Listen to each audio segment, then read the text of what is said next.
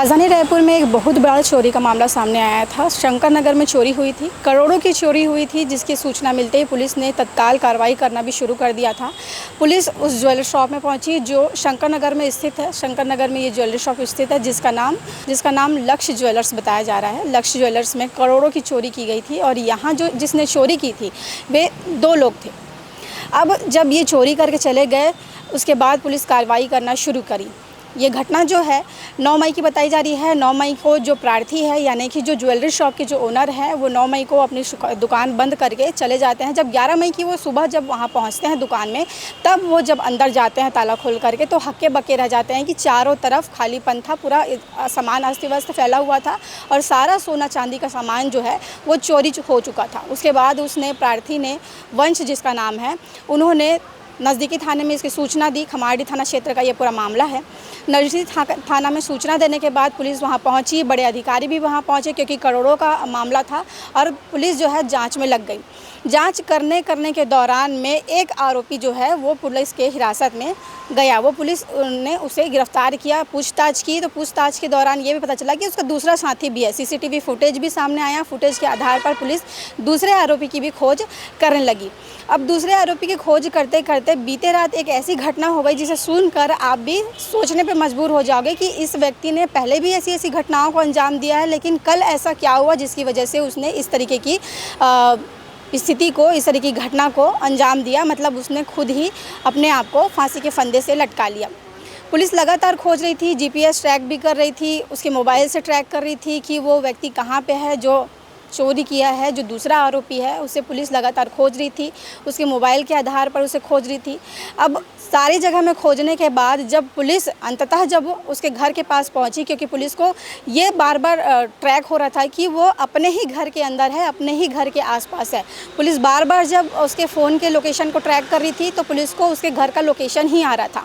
घर का लोकेशन गांधीनगर जो खमाड़ी थाना क्षेत्र के अंतर्गत आता है। जब पुलिस उसके घर के पास पहुंची, पुलिस को देखकर उसे ऐसा लगा कि पुलिस अब आ चुकी है और पुलिस उसे पकड़ कर ले जाएगी। तो पुलिस जब उसे पकड़ कर ले जाने के लिए उसके घर के पास पहुंची तो वो डरा, घबराया। दूसरे कमरे में जाकर उसने अपने आप को फांसी के फंदे से लटका लिया और आत्महत्या कर ली। इस घटने से मतलब ये बहुत ही बड़ा घटना है, क्योंकि वो जिसने अपने आप को फांसी के फंदे से लटकाया वो उसकी पहली चोरी की घटना नहीं थी जो उसने अंजाम दिया था। इसके पहले भी कई सारे गांजा के मामले में या चोरी के मामले में या चाकूबाजी के मामले में बहुत सारे उसके ऐसे मामले पुलिस में, थाने में पहले भी दर्ज हैं अलग अलग क्षेत्रों में। और छत्तीसगढ़ के अलग अलग क्षेत्रों में भी वो और उसका साथी चोरी की घटना जैसे चीज़ों को अंजाम दे चुका था।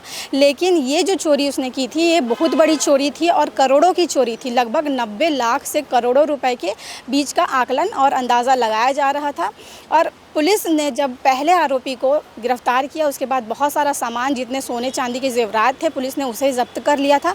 जो दूसरा आरोपी था वो फरार चल रहा था। 2-3 दिन फरार चलने के बाद पुलिस जब उसके मोबाइल नंबर के आधार पर उसे ट्रैक कर रही थी तो उसका घर का लोकेशन ही आया और पुलिस जब वहाँ पर पहुँची तो डर कर, घबरा कर अपने आप को फांसी के फंदे से झुला लिया।